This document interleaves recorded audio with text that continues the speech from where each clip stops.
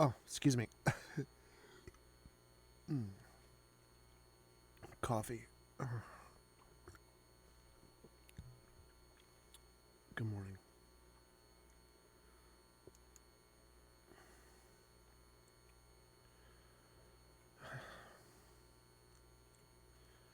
Curious, to see if I have any more skills today.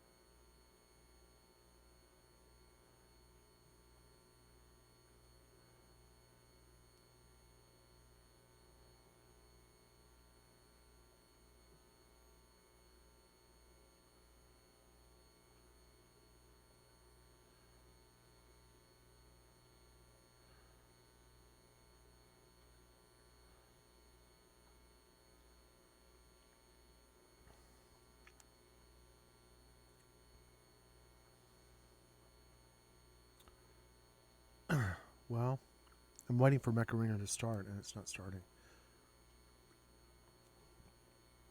Um,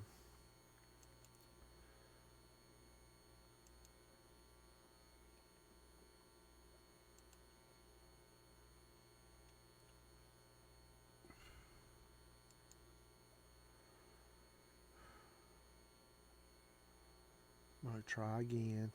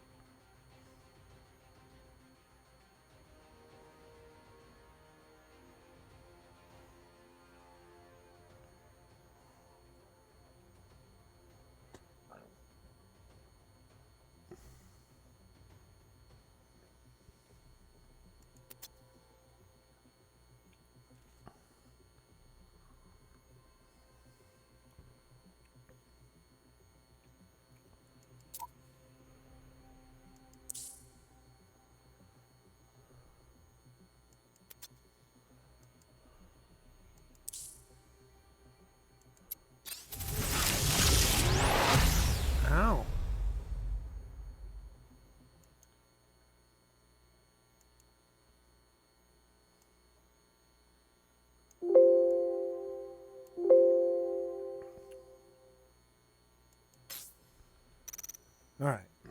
Yeah, I made some adjustments yesterday. When I was partying.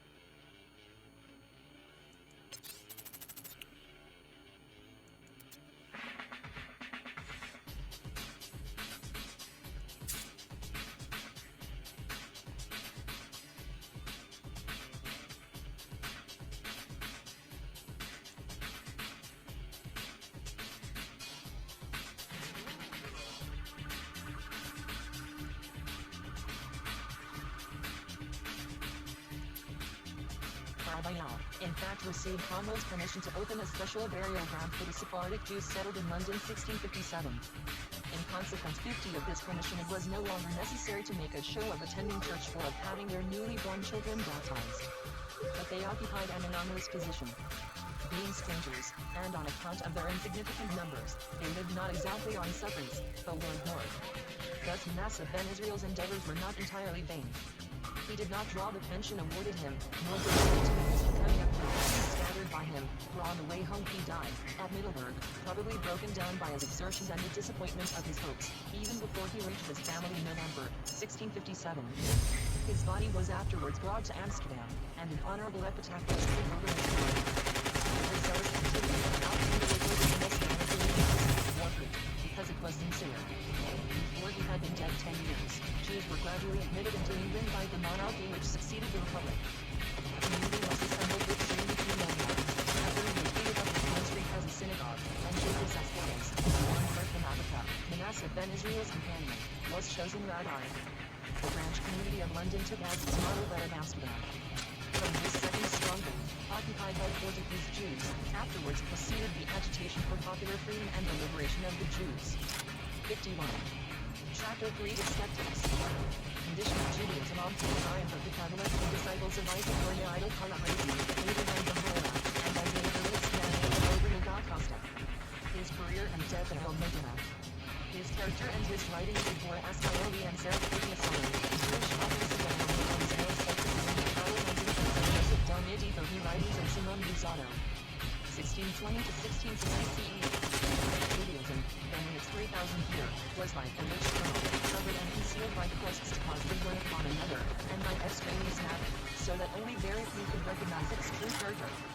This native and prophetic kernel of thought had long been covered with the threefold layer of Sophic, and found no transformation by the scriptures. Over these, in the course of centuries, new layers had been formed by the Gaelic, Spanish, French, German, and Polish schools, and these layers and style were influenced by an unsightly growth of fungus form, the moldy coating of the fabric, which, settling in depths and depths, grew and ramified. All these new forms had already the authority of the age in their favor, and were considered inviolable. People no longer asked what was taught in the fundamental Semitic law, and what was considered of importance by the prophets. They scarcely regarded what the canon decided to be essential or non-essential. The rabbinical writers Joseph Harold Moses, which was being the highest authority, decided what was Judaism. Besides, there were traditions from the Polish schools, and lastly the Kabbalistic means of Isaac 52 Lamech. The parasitic Kabbalah chose the whole religious life of the Jews. Almost all rabbis and leaders of Jewish communities, whether in small Polish towns or in cultivated Amsterdam, the Chachin Isaac Bo Dickon Zeka, as well as Isaiah Berwick, the immigrant of Palestine, were inspired by the Kabbalah. Being influenced in the 13th century, contemporaneously with the ban against science, it had made such giant strides since Isaac Berwick's death, or rather committed such gigantic ravages, that nothing could keep it in check. Berwick's wild notions of the origin, transmigration, and union of souls, of redemption, and wonder-working, after his death attracted more and more adherents into his magic circle, clouding their minds and narrowing their sympathies. Berwick's disciples, the Weinzells, as they boastfully called themselves, made systematic efforts to effect conversions, circulated most absurd stories about Berwick's miracles, gave out that their master's spirit had come upon them, and shrouded themselves in order to attract their attention. Chaim Vital Calabresi had been most prominent, and with his juggleries deluded the credulous in Palestine and the neighboring countries 1572 to 1620, till his death. He claimed to be the Ephraimitic Messiah, and therefore assumed a sort of authority over his fellow disciples. In Jerusalem, where he resided for several years, Vital preached, and had visions, but did not meet with the recognition he expected. Only women said that they had seen a pillar of fire or the prophet Elijah hovering over Vital while he preached. In Sapphic, Vital, imitating his master, visited graves, carried on exorcism of spirits, and other mystic follies, but not living on good terms with his colleagues, especially his brother-in-law, Fidelia Levi, of whom he was jealous. He settled at Damascus 1594 to 1620, continued his mystifications, affected great personal importance, as if the salvation 53 of the world rested on his shoulders, and preached the speedy appearance of the Messiah, and his mission to hasten it. Jesus and Muhammad, repenting their errors, would lay their crowns at his feet. Ridiculed on account of his wild proceedings, and declared to be a false prophet, he took vengeance on his detractors and slanders. In old age he continued his mystical nonsense, saying that he had been forbidden to reveal his visions, but this prohibition having been withdrawn, he could now announce that certain souls living in human bodies would be united in their course, in a subordinate capacity or bring about the redemption, one of the souls destined for this mission being in a foreign country. This was a bait to attract Kabbalah enthusiasts, and a seeker of folly. Poland, and other countries to play a messianic part. The manuscript notes left by Loya gave rise to further frauds. Vidal asserted that he alone was in possession of them, and obtained a decree from the college at Safed, declaring that no one was authorized to publish information about Luria's Kabbalah elsewhere. Kabbalists became the more anxious to possess this incomparable treasure. Chaim Vidal's brother, Moses Vidal, took advantage of their eagerness to make a good business of it. During an illness of his brother's, he caused the writings found at his house to be copied, and sold them at a high price. After his recovery, Chaim Vidal affirmed that the writings stolen were not the genuine ones. These he would never publish. He is said to have begun to be laid in his grave. Nevertheless, after his death, his son, Samuel Vidal, sold Marian Kabbalistic revelations, and published his father's dreams and visions in a separate work. Antonio Milano from Portugal, a devotee of the Kabbalah, asserted that he had found a best collection in Vidal's grave. 54 After this time a regular search was made after the Kabbalah of Maria and Vidal. Whoever was in possession of copies, and offered them for sale or publication, found ready purchasers. Messengers were employed to give this fraud currency in the Jewish communities.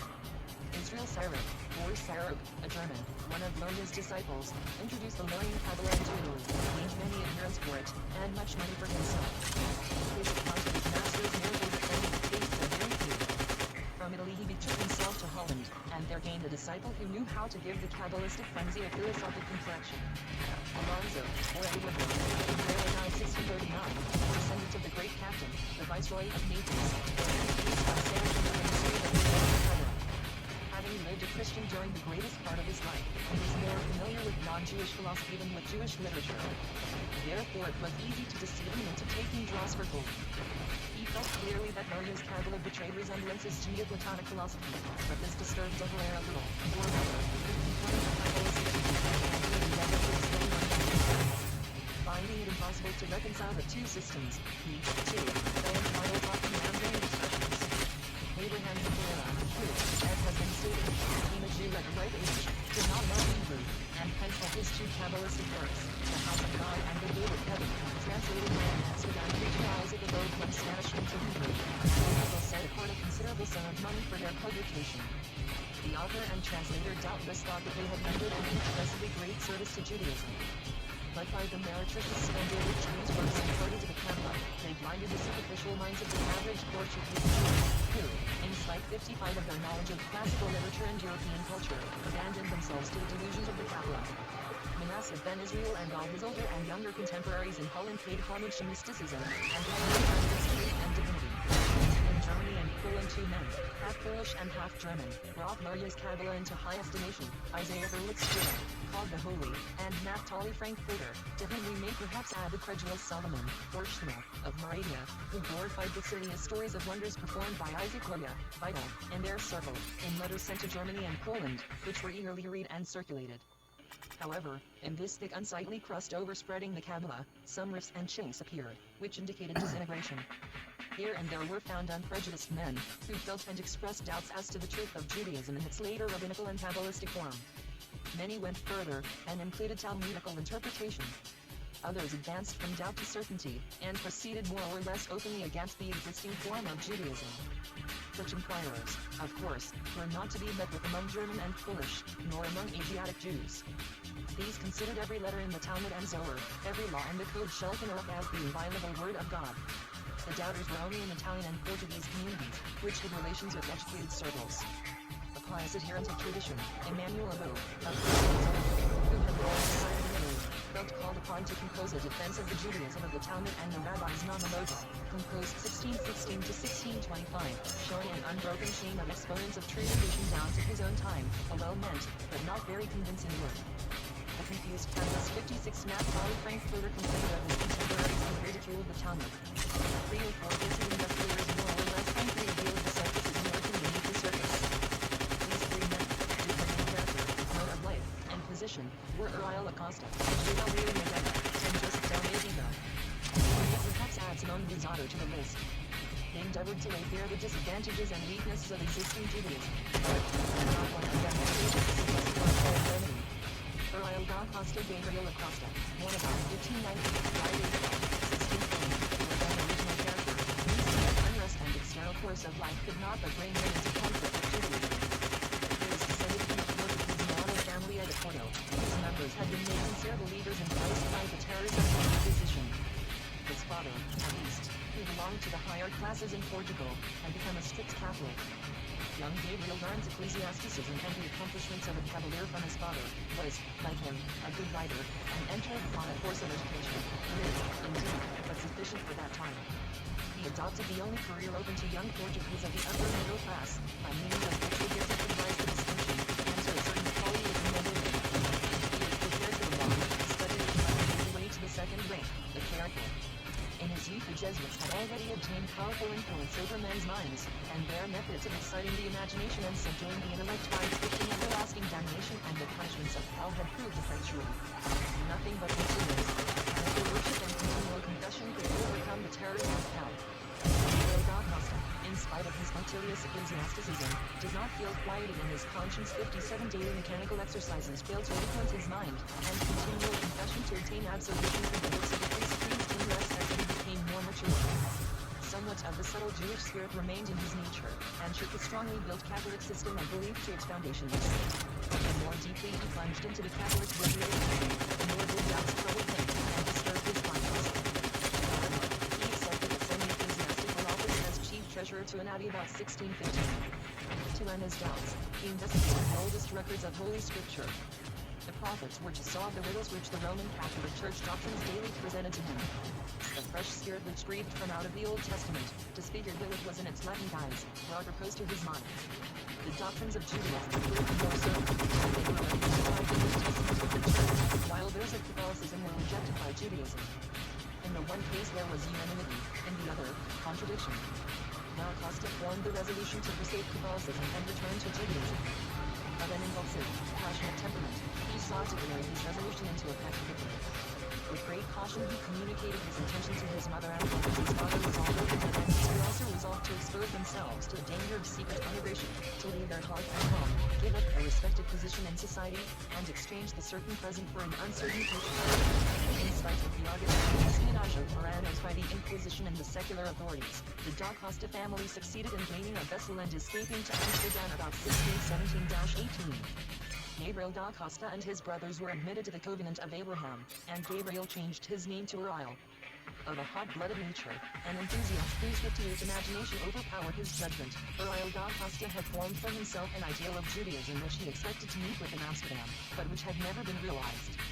He thought to see biblical conditions, supported by pure penitential laws, realized in the young Amsterdam community, and to find an elevation of mind which would at once bear up the puzzles that the Catholic Church could not solve. What the Catholic confessors could not offer, he thought that he would be able to obtain from the rabbis of Amsterdam. Da Costa had built religious and dogmatic castles in the air, and was annoyed not to meet with them in the world of reality. He soon found that the religious life of the Amsterdam community and its established laws did not agree with Mosaic or penitential precepts, but were often opposed to them. As he had made great sacrifices for his convictions, he thought that he had the right to express his opinion freely, and could which existed between Orthodox and rabbinical Judaism. He was deeply wounded, embittered, and irritated, and allowed himself to be completely overpowered by his feelings. He did not stop at mere words, but regulated his conduct accordingly, openly disregarded religious usages, and thought that in opposing the ordinances of the Pharisees as, in the language of the Church, he called the rabbis, he was recommending himself to the favor of God. He found himself in pleasant places destined to end tragically. For the Amsterdam Jews, who had suffered so much for their religion, quietly to see one of their members openly assailed and ridiculed Judaism, become so dear to them? Those born and brought up in the land of the Inquisition had no idea of toleration and indulgence for the conviction of others. The rabbis, Isaac Azil and Joseph Bardo, threatened Da Costa with excommunication, i.e., expulsion from the religious community and severance of all relations with it, if 59B persisted in transgressing the religious ordinances of Judaism. This opposition only served to increase Da Costa's passion. He was content to have purged the youth and long sacrifices he had made. He continued to disregard the laws in force, and was eventually excommunicated.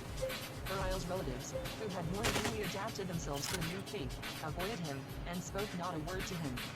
Thus Da Costa stood alone in the midst of a great city, separated from his friends, and relatives, a stranger amongst the inhabitants of Amsterdam, whose language he had not yet learned, and thrown upon himself, he fell more and more into subtle speculation. Acting under excessive irritation, he resolved to publish a work hostile to the Judaism of the day, and bring out particularly the glaring contrast between it and the Bible. As one of the tangible proof, he intended to emphasize that the former recognized only bodily punishments and rewards, and taught nothing as to the immortality of the soul. But he discovered that the Bible itself observes silence about a purely spiritual future life, and does not bring within the circle of religion the idea of a soul separated from the body. In short, his investigations led him away not only from Catholicism and Rabbinical Judaism, but from the Bible itself. It is not known how it was circulated that the excommunicated Da Costa intended to give public offense, but he was anticipated. Samuel da Silva, a Jewish physician, in 1622 published a work in the Portuguese language, entitled A Treatise on the Immortality of the Soul, in order to confute the ignorance of a certain opponent, who engaged in the many words. In the course of the work, the author plainly named Uriel, and described him as blind and incapable. Da Costa thought his opponents, especially the Radicals, had hired da Silva's pen to attack him. Hence he hastened to publish his work, also in Portuguese 1624 to 1625, entitled 60 An Examination of the Pharisaic Traditions, compared with the written laws, and replied to the slanderer Samuel da Silva. The fact of his calling his opponent a slanderer shows his confusion, for he actually asserted what da Silva had reproached him with, that the soul is not immortal. As he now had unequivocally declared his breach with Judaism, he had to take the consequences.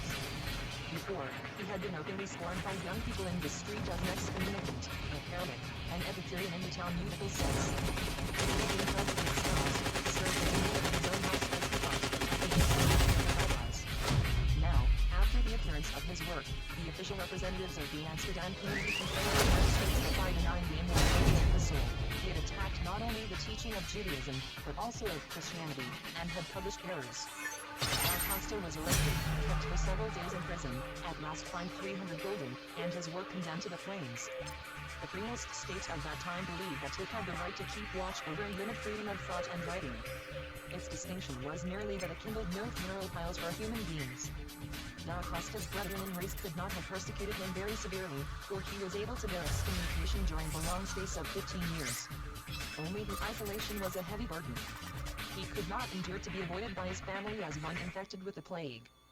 Da Costa was not a strong-minded man, a thinker of the first order, who could live happily in his world of ideas as in boundless space, unconcerned about the outer world, and glad of his solitary freedom. He could not do without the world. He had invested his capital with one of his brothers, and he thought that it would be endangered if he continued the war against the community. He thought of taking a wife, which was impossible so long as he was excommunicated. Hence he at 61 last yielded to the urgency of his relatives to become reconciled with the community. He was willing, as he said, to be an atheist. He confessed Judaism with his lips at the very time when he had in his heart thoroughly fallen away from it. Da Costa, in his philosophical inquiries, had come upon a new discovery. Judaism, even in its Arabic form, could not have been of divine origin, because it contradicts nature in many points, and God, the creator of nature, cannot contradict himself in creation.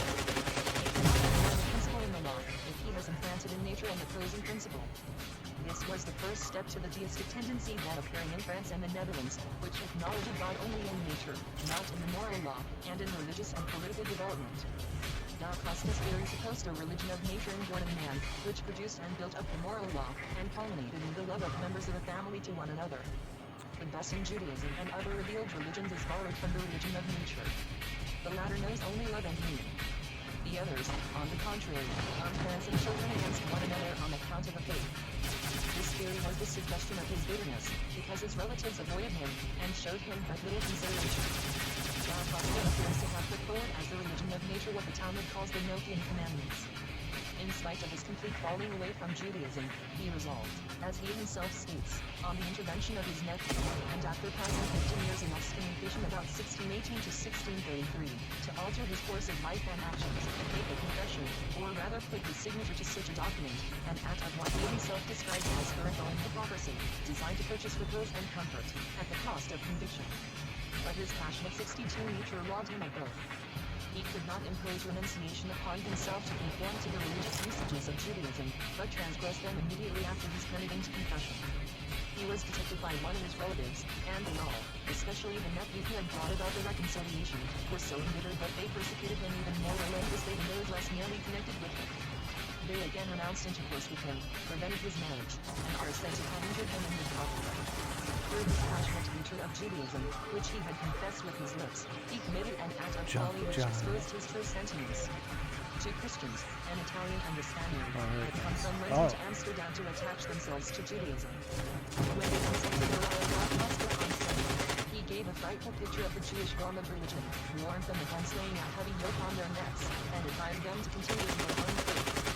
Contrary to Christ, the two Christians betrayed God Costa from on Judaism to the leaders of the community. Everything then in turn broke out of it. The rabbi summoned him a second time before their tribunal, set before him his religious transgressions, and declared that he had escaped a second severe excommunication only by submitting to a solemn penance in public. More from a sense of honor than from conviction he refused this penance, and so was the second time laid under the ban, much more severe than the first, in which condition he continued for 7 years. During this time he was treated by the members of the community with contempt, and even spat upon. His brothers and nephews raised severely towards him, because they thought by that means he was entered repentance. They recognized his weakness and weakness, and they did not recognize. 63 Da Costa meanwhile had reached middle age, had been made submissive by conflicts and excitement, and longed for repose. By process of law, which he had instituted against the Amsterdam authorities, he could obtain nothing, because he could not put his complaints into a tangible form. He consented, therefore, to everything demanded for his humiliation. His public penance was to be very severe. There was no definite prescription on the subject in the religious code, which, in fact, is opposed in spirit to public penance. The sinner is not to confess aloud his transgressions against religion, but in silence to God. Judaism, from its origin, objected to confession and the mechanical avowal of sins. For this reason it remained for the College of Rabbis to appoint a form of penance. The Amsterdam Rabbis and the Communal Council, consisting of Marranos, adopted as a model the gloomy form of the Tribunal of the Inquisition. As soon as Da Costa had consented to his humiliation, he was led into one of the synagogues, which was full of men and women. There was to be a sort of auto da fi, and the greatest possible publicity was given to his penance because the scandal had been public. He had to ascend the stage and read out his confession of sins, that he had desecrated the Sabbath, violated the dietary laws, and advised persons not to adopt Judaism. He solemnly declared that he resolved to be no longer guilty of such offenses, but to live as a true Jew. On a whisper from the first rabbi, probably Saul Mortera, he went to a corner of the synagogue, stripped as far as the girdle, and received 39 stripes with a scourge. Then he was obliged to sit on the ground, after which the ban was removed. Not yet having satisfied the authorities, he had to stretch himself out on the threshold of the synagogue, that those present might step over him. It was certainly an excessive 64 penance which was imposed upon him, not from a desire of persecution or vengeance, but from the No wonder that the disgrace and humiliation deeply wounded Da Costa, who had consented to the punishment, not from inward repentance, but from exhaustion. The public disgrace had shaken his whole being, and suggested acts of revenge. Instead of viewing the rabbis as the creatures of historical commissions, he greeted them with a glowing feeling of revenge on of mankind, as if they thought of nothing but deception, lying, and wickedness. His wounded sense of honor and heated imagination signed the Jews of the Amsterdam community, perhaps in all the Jews on the earth's surface, his personal, venomous foes, and in Judaism an institution to stir up men to hatred and persecution. Thinking that he was surrounded by their enemies, and feeling too weak for a fresh conflict, he resolved to die, but at the same time to take vengeance on his chief persecutor, his brother Wakasa. To excite the sympathy of his contemporaries and posterity, he wrote his autobiography and confession, which, however, contained no new thoughts, only bitterness and furious attacks against the Jews, and neither was much expression in the eyes of Christians, that even at this time they would have crucified Jesus, and that the state ought not to grant them freedom of religious profession. This document, drawn up amidst preparations for death, breathed nothing but revenge against his enemies. After he had finished his Passion Testament, he loaded 2 pistols, and fired one at his brother, who was passing him out. So he shut the door of his room, and threw himself with the other weapon of 1640. On opening his residence after the report of the shot, they found on the table his autobiography, an example of human life, in which he brought 65 Jews and Judaism to the bar, and with pathetic sentences described them as the excited imagination and the inspired suggested. By his thought and legacy, Da Costa showed that he suffered himself to be overpowered by his feelings rather than guided by reason. He was neither a thinker nor a wise man, nor of his manly character. As his history of thought was not well balanced, leading him to oppose what existed as false and bad, because it was in his way, he left no lasting impression. His Jewish contemporaries persisted in sullen silence about him, as if they wished him to fall into oblivion. He acted like a boy who breaks the windows in an old decaying building, and thus creates a draft. The second seditious thinker of this time, Leo Judah Ben Isaac Modena, born 1581, died 1649, was at another stamp, and was reared in different surroundings. Leo Modena was descended from a cultivated family which migrated to Modena, Italy, on the expulsion of the Jews from France, and whose ancestors, from lack of intellectual clearness, despite their education, fostered every kind of superstition and fanciful idea. Leo Modena possessed his family peculiarity in a high degree. He was a marvelous child. And his brother taken a portion from the prophets. In this hymn, he delivered a sort of sermon. In his 13th, he wrote a clever dialogue on the question of the lawfulness of playing with cards and dice, and composed an elegy on the death of the teacher of his youth, Moses Basila, in Hebrew and Italian verses having the same sound, mere trifle, to be sure, but which at a riper age pleased him so well that he had it printed. But the marvelous child did not develop into a marvelous man, into a prominence or distinction. Modena became, however, the possessor of astonishingly varied knowledge. As he pursued all sorts 66 of occupations to support himself, viz., those of preacher, teacher of Jews and Christians, reader of prayers, interpreter, writer, proofreader, bookseller, broker, merchant, rabbi, musician, matchmaker, and manufacturer of amulets, without ever attaining to a fixed position, so he studied many departments of knowledge without specially distinguishing himself in any. He grasped the whole of biblical, Talmudic, and rabbinic literature, was well read in Christian theological works, understood something of philosophy and physics, was able to write Hebrew and Italian verses, and short, he had read everything accessible through the medium of three languages, Hebrew, Latin, and Italian. He remembered what he read, for he possessed an excellent memory, invented a method of sharpening it still more, and wrote a book on this subject, but neither had value for him except so far as they brought bread. He preached, wrote books and verses, translated and commented, all to earn money, which he wasted his hard playing, a pattern which he theoretically considered most culpable, but in practice could not overcome. At the age of 60 he acquired property, but lost it more quickly than he had acquired it, squandering 100 ducats in scarcely a month, and twice as much as the following year. Knowledge but not enlightened elevated him, that had no influence on his principles. Leo Modena possessed neither genius nor character. Dissatisfied with himself and his lot, in constant disquiet on the account of his fondness for fame, and dealing with me, he became afraid to doubt. Religion had no power over his heart. He preached to others, but not to himself. Unbelief and superstition which continually overran him. He envied naive believers, who, in their simplicity, are undisturbed by doubt, expect, and, as Leo added, obtain happiness from scrupulously observing the ceremonies. 67 inquirers, on the other hand, are obliged to struggle for their faith and the happiness depending upon it, and are tortured incessantly by pangs of doubt. He had no real earnestness nor true conviction, or rather, according to his humor and mood, he had a different one every day, without being a hypocrite. Hence he could say of himself, I do not belong to the class of thinking people, my outward conduct always corresponds with my feelings. On one day he broke a lance for the Talmud of Rabbinical Judaism, on the next, condemned them utterly. He disapproved of gaming, and proved that the stars had given him this unfortunate propensity, for he believed also in astrology. He prepared a Talmud of sitting from the Venetian College of Rabbis pronounced the ban on cards and dice. He pointed out that gaming was permissible by rabbinical principles, and that the ban had no justification. His disciple, Joseph Carnes, a physician and mystic, once asked him his opinion on the Kabbalistic transmigration of souls. Modena replied that as a rule he would profess belief in the doctrine even though convinced of its folly, in order not to be pronounced unheralded and a fool, but to him he was willing to express his sincere and true views. Thereupon Leo Modena prepared a word to expose the absurdity and inconsistency with Judaism of the belief in transmigration of souls. But so deeply was this conviction rooted in his nature that, having had an extraordinary experience, he again, at least for a time, believed in the transmigration of souls, a favorite theory of the Kabbalah. The ghetto of Venice must have been a totally different place from that of Frankfurt, or probably more comfortable as Jewish quarters, since it was possible for men like Leo Modena, with his peculiar principles, and Simone Luzzatto, as little of a genuine 68 rabbi, to be members of the Catholic. In the largest Italian community next to that of Rome, consisting of 6,000 servants, there were cultivated Jews interested in Italian and general European culture, and enjoying not only social, but also literary intercourse with Christian society.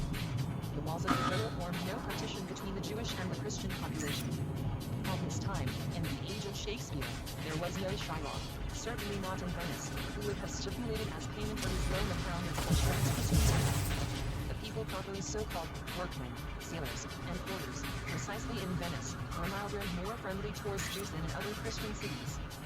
Jewish manufacturers employed 4,000 Christian workmen in the London city, so that their existence depended on their Jewish employers alone.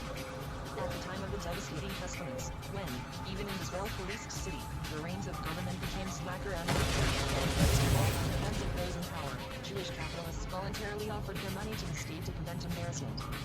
There were not a few among them who vied with the cultivated classes among the Christians in the elegant use of the Italian language in speaking and writing, and in making good verses.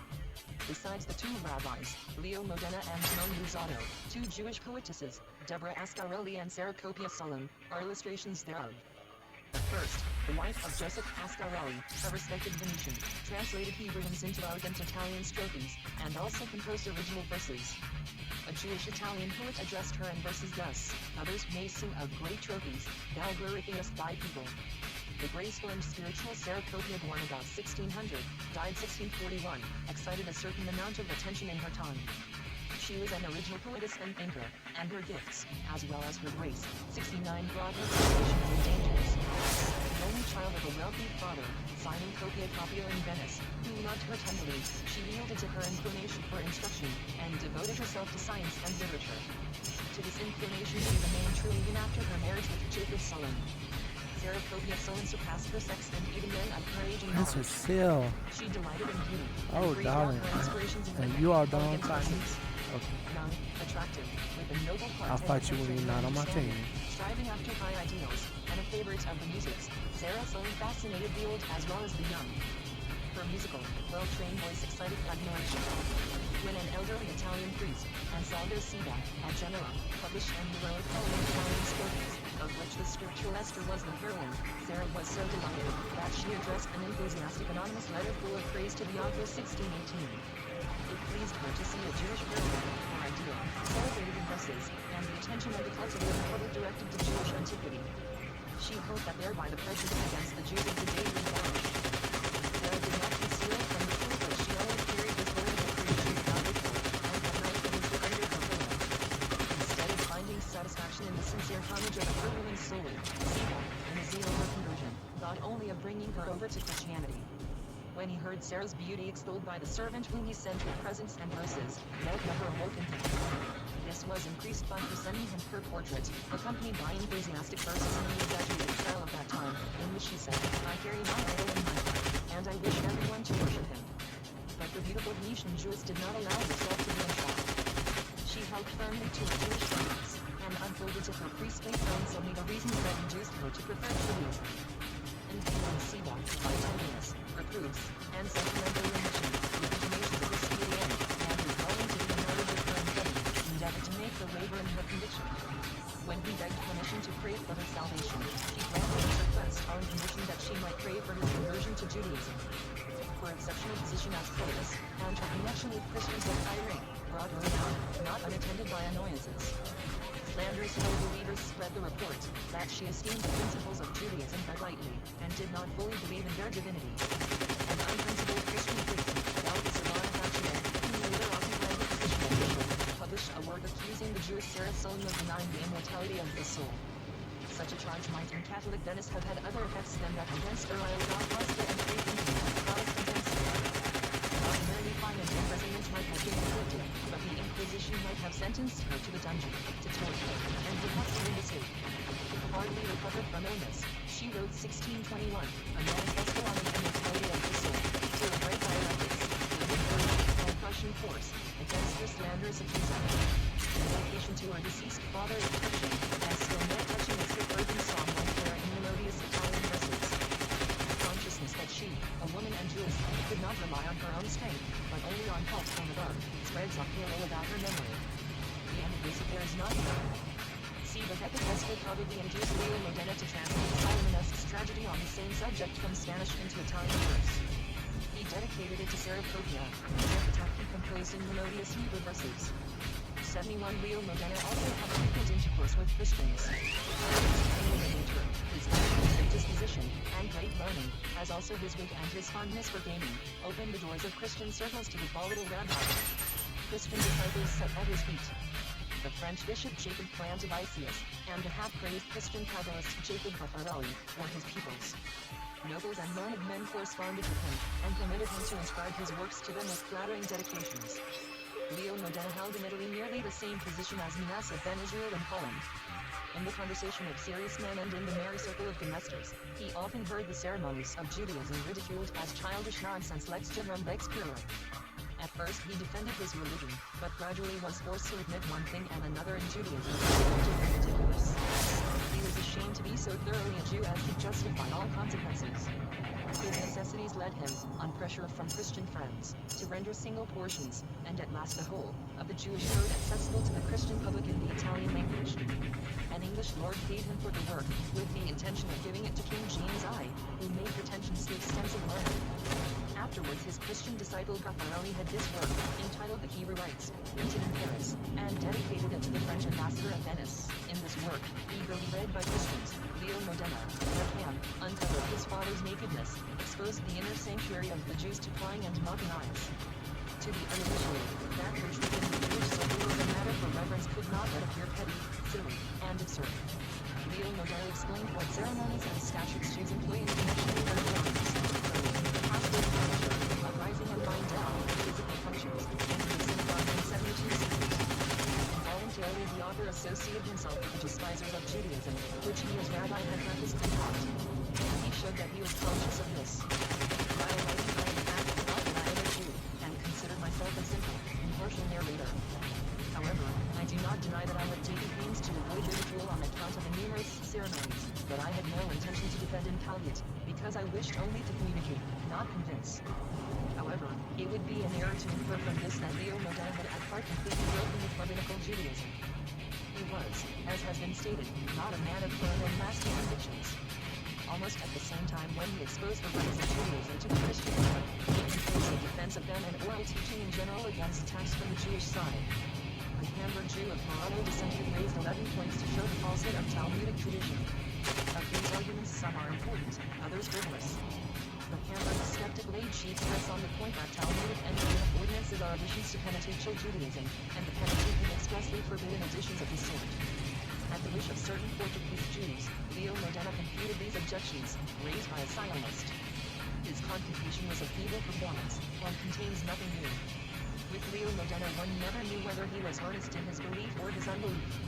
As a youth he had brought forward reasons for his immense English interest in the Bible kingdom, and nevertheless they were engaged in it, so he behaved with regard to Talmudic Judaism. He needed to appear ridiculous, and yet practiced it with a certain degree of honesty. Some years after his vindication of Talmudical Judaism against the Hamburg skeptic he composed the best work 1624, that issued from his adversary through. On the one side was a weighty attack on rabbinical Judaism, such as had hardly been made even by Christians in Paris. On the other side, an impulsive defense of it. He did not venture to put his own name to the heavy charges against Judaism, but used a fictitious name. The part which contains the attack he called the Bull Voiceful Satchel, and the text, the roaring of the lion sharply arrow. Leo Modena allotted to two characters his own duplex nature, his varying convictions. He makes the opponent of Judaism express himself with a boldness such as Uriel da Costa might have envied. Not only did he undermine the rabbinical Judaism of the Talmud, but also biblical Judaism, the Smaid of Revelation, and the Torah. But the blows which Leo Modena, under the name of Ibn Raz of Alcala, in an attack of unbelief, inflicted on oral teaching, or Talmudical Judaism, were most telling. He premises that no form of religion maintains itself in its original state tendered according to the views of its founder. Judaism, also, although the lawgiver expressly warned his followers against adding anything, had many additions thrust upon it. Interpretation and comment had altered many things in it. Even as Leo Modena in his unbelievingly examines with a critical eye shape of a Shari's code, and at each point marks the addition made by the rabbis to the original code, and where they had weakened and distorted it. He goes so far as to make proposals how to clear Judaism of its presences, in order to restore genuine, ancient, biblical, Judaism. This was the first attempt at reform, a simplification of prayers and synagogue service, abolition of rites, omission of the second-day festivals, realization of Sabbath, festival, Passover, and even Day of Atonement laws. Everyone was to fast only according to his bodily and spiritual powers. He wished to see the ritual 74 for slaughtering animals under laws as the food set aside, or sacrifice. The prohibition to drink wine with those of other creeds made due to riches, as also did the strictness against alleged idolatry. All this, observed in Raz, or Leo Modena, up close, does not exhaust the subject. It is only a specimen of the evil of rabbinical Judaism. He knew well that he would be pronounced a heretic, and persecuted on account of his criticism, but if he could open the eyes of a single reader, he would consider himself amply rewarded. Had Leo Modena been in earnest with this worldview, which would have revolutionized the Judaism of his day, and given to the world with deep conviction, he would no doubt have produced great commotion in Judaism. But criticism of the Talmud was only mental amusement. He did not intend to engage in an actual conflict. He composed a reply with as little sincerity, and let both attack and defense slumber among his pages. Leo Modena was more in earnest with the attack on the Kabbalah, which had become burdensome and repulsive to him. He felt impelled to discharge destructive arrows against it, and this he did with masterly skill. He called the anti-Kabbalistic work, which he dedicated to his disciple Joseph Condes, a Lurian enthusiast, the Rorim Ari Novum. From many sides he threw light on the deceptions, the absurdity, and the falsehood of the Kabbalah and its fundamental source, the Zohar. Neither this work nor his attacks on Talmudical Judaism were published by him. The author was not anxious to move in this direction. To a late age he continued his irregular life, without striving after real improvement. Leo Modena died, weary of the conflict, not with God's eye. Ideas at him, but with himself, and of the troubles which he had brought upon himself. Apparently similar, yet differing fundamentally 75 from him, was the third ruler of this period, Joseph son of Delmedico, born 1591, died 1655. Scion of an old and noble family, in whose midst science and the Talmud were cultivated, and great-grandson of the female side of the clear thinker Elias Delmedico, he clearly resembled the other members of the house. His father, a rabbi in Candia, had not only initiated him into Talmudic literature, but also made him learn Greek. Later Delmedico acquired the literary languages of the time, Italian and Spanish in addition to Latin. The knowledge of languages, however, was only a means to an end. At the University of Padua he obtained his scientific education. He showed decided inclinations for mathematics and astronomy, and for those that having as his tutor the great Galileo, the discoverer of the laws of the heavens, the martyrs in natural science. Finally he was made acquainted with the Copernican system of the sun and the planets. Neither Delmedico nor any religion Jew labored under the delusion that the stability of the sun and the motion of the earth were in contradiction to the Bible, and therefore heretical. Delmedico also studied medicine, but only as a profession. Stitch His favorite versus subject plate. continued to be mathematics. He enriched his mind with all the treasures of knowledge, more varied even than that of Leo Modena. Even during his residence in Italy he clung as a disciple to his master. In the circle of Jewish Italian semi-freethinkers he lost the simple faith which he had brought from home, and doubts as to the truth of tradition stole upon him, but he was not sufficiently animated by a desire for truth either to overcome these doubts and become settled in the early belief to which he had been brought up, or unsparingly to expose the false elements in Jewish tradition. Joseph Delmedico was as little born to be a martyr to his convictions as Leo Modena, the latter by reason of fickleness, the former, of insincerity. 76 with doubt in his heart he returned to his home in Candia, and gave offense by his free mode of thought, especially by his preference for secular knowledge. He made enemies, who were said to have persecuted him, and was obliged to leave his native land. Then began a migratory life, which drove him from city to city, like his model Ibn Ezra. Like him, he made friends with the poets wherever he met them, and they thronged in his presence. At Cairo Delmedico celebrated a complete triumph with his mathematical knowledge, when an old Mohammedan teacher of mathematics, Ali ibn Ramadi, challenged him, a youth, to a public combat, in which Ali was beaten. The victorious combatant was magnanimous enough to show honor to Ali before the world. Instead of betaking himself to Palestine as he had intended, Delmedico traveled to Constantinople. There also he attached himself to the circle of the Caliphs, and at last passed through Wallachia and Moldavia to Poland. There, mathematics procuring him no bread, he practiced medicine, of which, however, he had known several from the Spanish outside of Egypt. In Poland he passed for a great physician, and was taken into the service of Prince Radziwill, in Vilna about 1619 to 1620. Here, through the excessive attention given to the Talmud, several countries were taken, but youths and men eager for learning, especially poets, thronged to Delmedico to slake their thirst for knowledge. A half-crazed poet, Sarah then made Somebody give me some heals. an inclination to rabbinical Judaism, in order to show Stupid his extensive bots. knowledge, with mock humility laid before him a number of important questions, which Delmedico was to answer offhand, and sent him a sable fur for the Polish winter. Delmedigo found it to his advantage, in order to give himself the appearance of a distinguished character in Poland, to shroud himself in silence and 77 seclusion. He at first answered Sarek's questions not personally, but through one of his companions, an assistant and follower, Moses Metz. This man described his teacher as a choice intellect, a demigod, who carried in his brain all human and divine knowledge. He spoke to appearance and character, his occupation and behavior, regulated, as he said, by higher wisdom, gave information about his descent from a learned and distinguished family on his father's and his mother's side, and, as his teacher's mouthpiece, imposed upon the credulous Khalid by saying that he had composed works on all branches of knowledge, which they astonished, he could Metz also communicated to Sarek some of his teacher's theories in mathematics, religion, and philosophy, and that still more confused Sarek's mind. In his communications on Judaism, which Delmedigo either made himself or through Moses Metz, he was very cautious. Here and there, it is true, he allowed a suggestion of unbelief to glimmer through, but quickly covered it over with a haze of orthodoxy. Only where he could do so without danger Delmedigo expressed his real opinion.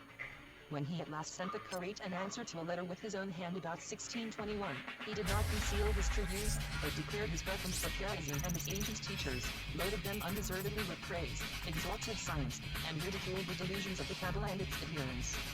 In the same letter to Sarek, Delmedigo indulged in scoffs against the Talmud, and thought the curates fortunate that they were able to dispense with it. He had nothing to fear when he unburdened his heart before his curate admirer. Delmedigo does not seem, on the whole, to have been at ease in Poland. He could not carouse with the nobles whom he attended professionally for fear of the Jews, and it was not possible to enlighten suddenly into so poor a country. So he betook himself by way of Danzig to Hamburg, where a Portuguese community had been lately permitted to settle. His knowledge of medicine seems to have met with little esteem in the city on the Elbe. But was his skill in comparison with that of the de Castros, Father Anselm? He was compelled, in order to subsist, to undertake a certain amount of clinical duty, only as preacher. For the sake of Christ he would play the and speak in favor of rabbinical Judaism. In order to dissipate the rumor from Poland, which represented him as a heretic, he was not ashamed to praise the Kabbalah, which he believed as the highest wisdom, before which philosophy and all sciences must be dumb. For this purpose he prepared his defense of the secret doctrine, in refutation of the crushing arguments against it by one of his ancestors, Elias Delmedigo. His work was of the kind to throw dust in the eyes of the ignorant multitude. It displayed a smattering of learning on all sorts of subjects, but no trace of logic. He was too clever to maintain the sheepish style of dull, stupid fragility, and could not refrain from satire. He defended the genuineness of the Zohar as an ancient work by Simon Bar Yasha, or at least by a school.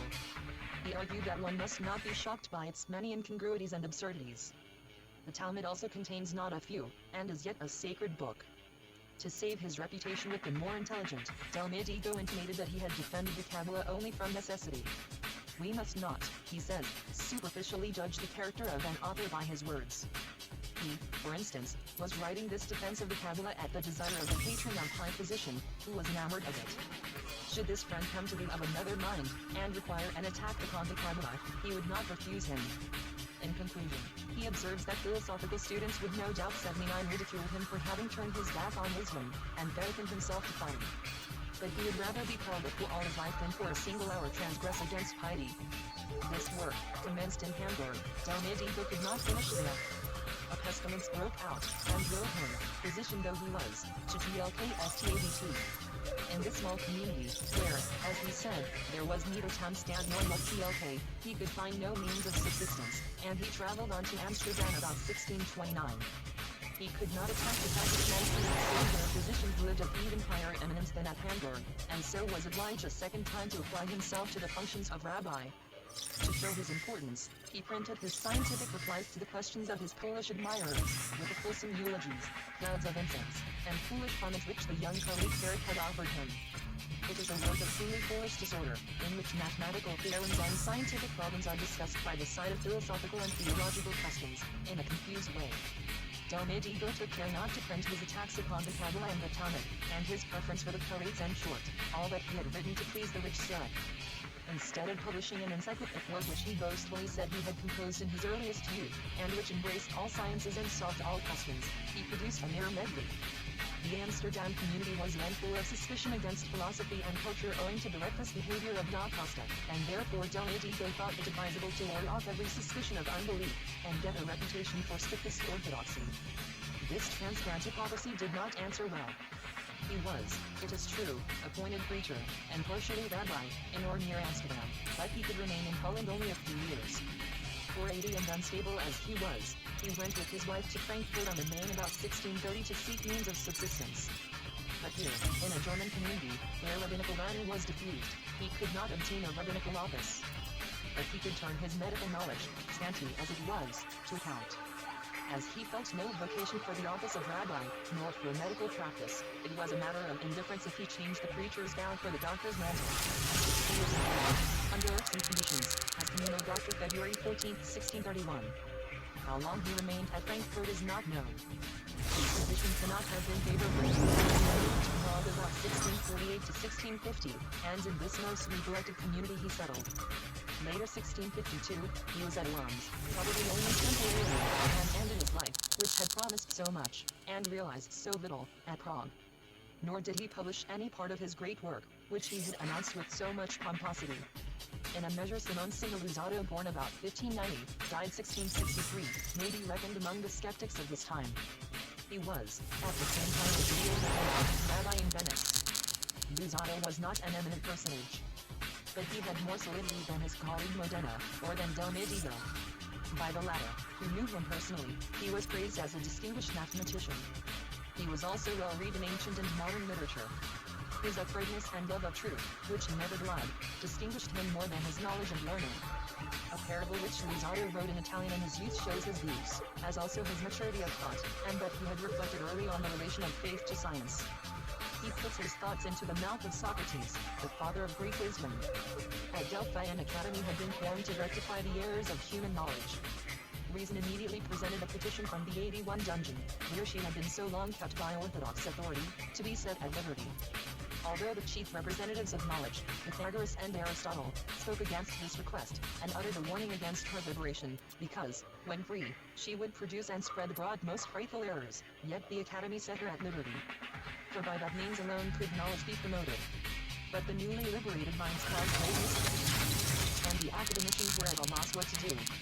Then Socrates rose, and in a long speech explained that reason and authority, if allowed to reign alone, would produce only errors and mischief. But if mutually limited, reason by revelation, and revelation by reason, they mingle in the right proportion, and start this beautiful harmony, whereby man may attain his goal here below and hereafter. This thought, that reason and faith must regulate and keep watch over each other, which, in Maimonides' time had passed into a commonplace, was at this period, under the rule of Luria's Kabbalah, considered in Jewish circles a bold innovation. Simone Luzzatto did not suffer himself to be ensnared by Kabbalistic illusions. He did not cast reason behind him. He was a believer, but withal sober-minded. He did not share the delusion of Manasseh ben Israel and others that the lost tribes of Israel were existing in some part of the world enjoying independence as a military power. With sober Jewish inquirers of former times, he assumed that Daniel's revelation does not point to a future Messiah, but only reflects historical events.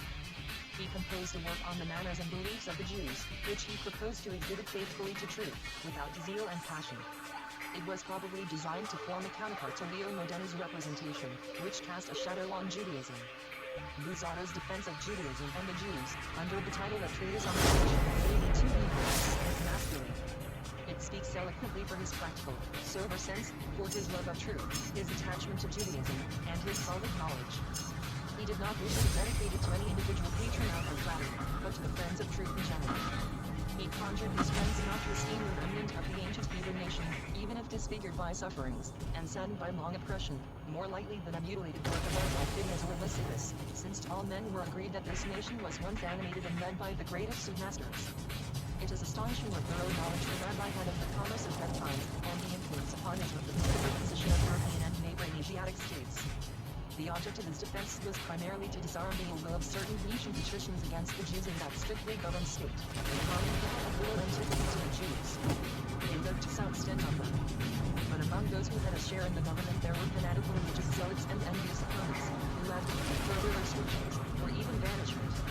It did not suit them that the Venetian Jews, who, shut up in the ghetto, possessed neither neither land nor the right to carry on a handicraft, compete with them in finance and trade. The commercial city of Venice was surpassed by foreign naval powers, control of the trade with the Levant, saw many of its great houses of business in splendid misery, while rich Jewish capitalists stepped into practice and seized the Levant business. With artful terms and delicate hints, the other gave the foundation of Venice to understand what it thought, including the unqualified reason.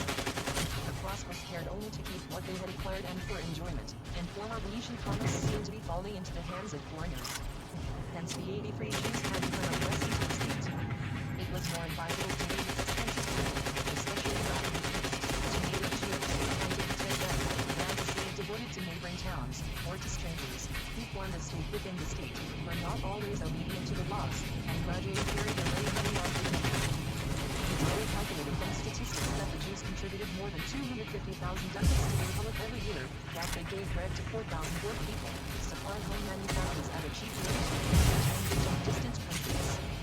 And they reserved for the rabbi to bring its political and economical consideration, of vital importance for the island republic, to the notice of wise counselors. Luzzatto also called attention to the important advantage which the capital of the Jews had recently been, when, during the pestilence and the dissolution of political government, the Jews would spontaneously offer money to the state to grant Luzzatto also defended the Jews against attacks on the religious side, but on this point his exposition is not original. Drawing on the bright traits of his Jewish contemporaries, he by no means passed over their dark ones in silence, and that redounds to his credit. Luzzatto depicted them in the following manner. However different may be the manner of Venetian Jews from their brethren in Constantinople, Damascus, Germany, or Poland, they all have something in common. It is a nation of timid and demurely disposition, at present incapable of political government, occupied only with its separate interests, and caring little about the public welfare. The economy of the Jews borders on avarice. They are admirers of antiquity, and have no eye for the present course of things. Many are uneducated, without taste for learning or the knowledge of languages, and, in following the laws of their religion, they exaggerate to the most painful degree. But they have also peculiarities of endurance in their religion, uniformity of doctrinal teaching in the long course of more than 15 centuries since the dispersion. Wonderful steadfastness, which leads them, if not to go into dangers, yet to endure before the severest suffering. They possess knowledge of Holy Scripture and its exposition, gentleness and hospitality to the members of their race. The Persian Jew in some degree suffers the wrongs of the Italian, strict abstinence from carnal offenses, extraordinary carefulness to keep the family unspotted, and skill in managing difficult matters. They are submissive and yielding to everyone, only not to their brethren in religion. The failings of the Jews have rather the character of cowardice and meanness than of cruelty and atrocity. What Luzzatto's position was with regard to the Talmud he did not distinctly state, but only explained generally that there are 3 or 4 classes of Jews, Talmudists or rabbis, who hold the oral law of equal authority with the Bible. Secondly, the class. And, lastly, Kabbalists, and Karaites. Yet he intimated that he held the Talmudical tradition to be true. Whilst he considered the Kabbalah as not of Jewish, but of Platonic, Pythagorean, and Gnostic origin. One of his disciples relates of him that he ridiculed the Kabbalists, and thought their theories had no claim to the title of tradition. It was wanting in the Holy Spirit. These 4 thinkers, more or less dissatisfied with the Judaism of the day, who were furnished with so much intellect, knowledge, and eloquence, yet exerted very little influence over their Jewish contemporaries, and thus did not break through the prevailing obscurity in the smallest degree. These only wrote for only a limited class of readers, and did not inflict, or wish to inflict, heavy blows on Judaism. Uriel Dostimist is marked on account of his violent, impatient disposition. Leo Novella was himself too evading, driven hither and thither by the wind of conflicting opinions, to acquire serious convictions and do battle for them. His attacks on the weak side of Judaism, as has been stated, were made in private. Joseph Barnabas did more harm than good through his insincerity and hypocrisy. Lacking character, he sank so low as to speak in favor of the confused doctrines of the Kabbalah, and by the weight of his knowledge confirmed and increased the delusion of the multitude imbibed but from 2 other quarters, by 2 quite opposite characters. Leading those against Judaism were delivered, threatening completely to shatter it. Reason incorporated, as it were, in one Jew, and unreason incarnate in another, joined hands to treat Judaism as abolished and dissolved, and, so to speak, to dethrone the God of Israel. 86. Chapter 4 Spinoza and Sabbata Zecher.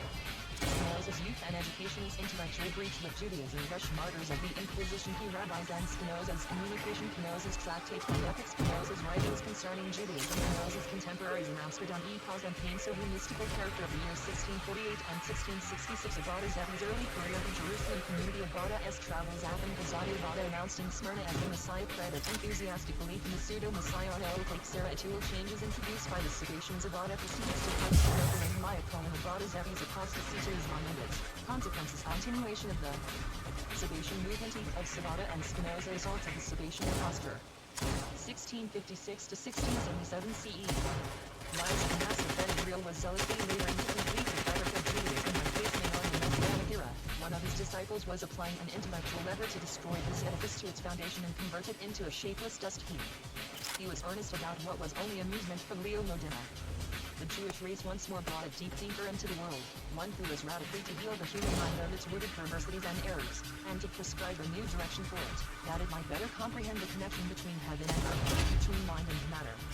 Like his ancestor Abraham, this Jewish thinker desired to break to pieces all idols and vain religions, before which men had hitherto bowed down to fear, custom, and indolence, and to reveal to them a new God, not enthroned in heaven's height beyond their reach, but living and moving within them, whose temple they themselves should be. His influence was like that of the storm, with the sudden death of depression and doubt, but also purifying impression. The lightning flashes of this great philosophical genius did greatest injury to Judaism, which was nearest to him. In the degradation of the religion of his day and its professors, even the religious faith did not recognize the fairness concealed beneath the loathsome exterior. This great thinker, the most famous philosopher of his time, who brought about a new redemption, was Baruch Spinoza Aurelius Spinoza, born in Spain 1632, died 1677. He belonged to a family eminent for neither intellect nor wealth. No sign at his birth portended that he would reign for more than 2 centuries a king in the realm of thought. With many other boys, he attended the Jewish school, consisting of 7 classes, recently established in Amsterdam, whither his parents had migrated. With his extraordinary talents, he surely kept pace with the requirements of the school, if he did not exceed them. In his 13th or 14th year, he was probably introduced by Manasseh ben Israel to the study of the Talmud, and the rhetoric, and poetry. He received final instruction from Saul Mortera, the greatest Talmudist of his time in Amsterdam. Together with Spinoza, Mortera taught others who later had more or less influence on Jewish history, but were of quite another stamp. Moses Zakat 1630 to 1697, a descendant of the famous family of that name, was held to be Mortera's first disciple. From his youth upwards, with his predilection for mysticism and poetry, he formed a direct contrast to Spinoza. He loved what was inexact and obscure, Spinoza the clear and definite. 2 incidents may serve to portray Moses Zakat. He was asked when young what he thought of the fabulous narratives of Rabbi Bar-Bar-Chana in the Talmud, which are like those of M. Kalzin, and he 88 replied that he regarded them as historical. When young he learned Latin like most Portuguese youths in Amsterdam. Later, he so regretted having learned that language, that he fasted 40 days in order to forget it, because, as he thought, this tongue of the devil was not compatible with Kabbalistic truth. Another fellow disciple of Spinoza was Isaac Nuremberg, a wise mystic, and of a spiteful and not over-scrupulous nature. Thirst for knowledge stimulated Spinoza to venture beyond the limited circle of studies pursued in Mortera's lecture room. He plunged into the writings of older Jewish thinkers, 3 of whom alike attracted and repelled him: Ibn Ezra with his free thinking and his reticence, Moses Maimuni with his artificial system, aiming at the reconciliation of faith and science, of Judaism and philosophy, and Shasta Crescas with his hostility to traditional philosophy. Spinoza was also at home in the Kabbalah, the main doctrines of which had been rendered accessible through Abraham de Herrera and Isaac Aboab. These various elements heaved and fermented in his mind, which strove for insight, and excited in his breast tormenting doubts, to which Ibn Ezra's covert unbelief mainly contributed. A youth of 15, Spinoza is said to have expressed his doubts in the form of questions to his master Mortera, which may have not a little perplexed a rabbi accustomed to beaten tracks. To these elements of skepticism, conveyed to him from Jewish literature, others were added from without. Spinoza learned Latin, in itself nothing remarkable, since, as has been remarked, nearly all the Jewish youths of Amsterdam, as well as Christians of the educated classes of Holland, regarded that language as a means of culture. But he was not contented with superficial knowledge. He desired to drain deep of classical literature. He sought the instruction of an eminent philologist of his time, Dr. Frans van den Eyden-Eynden, who lectured in Amsterdam to noble youths, native and foreign. Here he learned, in contact with educated Christian youths, to adopt a different point of view from that which obtained in Mortera's lecture room and in Jewish circles. Van den Enden also strongly influenced his mind. Though not an atheist, he was a man of skeptical and satirical vein, who turned religious customs and prejudices to ridicule, and exposed their weaknesses. But what with him was the object of humor and wit, excited Spinoza's susceptible and analytical mind to deep reflection and meditation. The natural sciences, mathematics, and physics, which he pursued with devotion, and the newborn, imposing philosophy of Descartes Cartesius, for which his mind had special affinity, extended his circle of vision and enlightened his judgment. The more he imbibed ideas from various sources, assimilating them with those innate in him, and the more his logical understanding developed, the more did he become alienated from Judaism, in its rabbinical and Kabbalistic trappings, and love of Van den Enden's learned daughter was not needed to make him a pervert from Jewish belief. Independent, judicial reason, which disregards what is traditional or hallowed by time, and follows its own laws, was his mistress. To her he dedicated pure, undivided worship, and she led him to break with inherited views. All that cannot be justified before the inexorable tribunal of clear human vision, passed with him for superstition and clouded thought, if not actual frenzy. His ardent desire for truth, pure truth and certainty, led him to a complete breach with the religion endeared to him from childhood. He not only rejected Talmudical Judaism, but also regarded the Bible as the work of man. The apparent contradictions in the books of Holy Scripture appear to have first raised his doubts as to their inspiration. It must have cost him a hard-knightly struggle to give up the customs and opinions endeared to him through manifold ties, and to become, to a certain extent, a new man. For Spinoza was quite as much a moral character as a deep thinker. To hold anything as false in theory, and yet from fear, custom, or advantage to adopt it in practice was impossible for him. He was differently constituted to his revered master Descartes, who kept away from the church the torch of truth which he had kindled, made a gap between theory and practice to avoid offending that church, and, for example, vowed a pilgrimage to Our Lady of Loreto for the success of his system and its destructive tendency. According to Spinoza's idea, every action ought to be a true reflection of reason. When he could no longer find truth in Judaism, he could not bring himself to follow its ritual precepts. He ceased to attend the synagogue, cared no longer for the Sabbath and the festivals, and broke the laws concerning diet. He did not confine himself to the renunciation of Judaism, but imparted his convictions to young men who sought his instruction.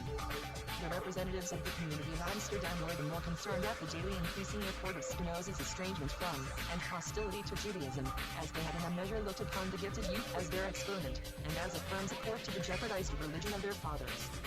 Now it was to be feared that he would abandon it, go over to Christianity, and devote his intellectual gifts to doing battle against his mother faith. Could the representatives of that faith, the College of Rabbis and the secular heads of the community, behold with indifference this systematic neglect of Judaism in their midst? Fugitives were ever coming from Spain and Portugal, who forfeited their high position, and staked life and property, to remain true to Judaism. Others with unbending attachment to the faith of their fathers, let themselves 91 be dragged to the dark prisons of the Inquisition, or with cheerful courage mounted the funeral pile. A contemporary writer, an eyewitness, reports. In Spain and Portugal there are monasteries and convents full of Jews. Not a few conceal Judaism in their heart and feign Christianity on account of worldly goods.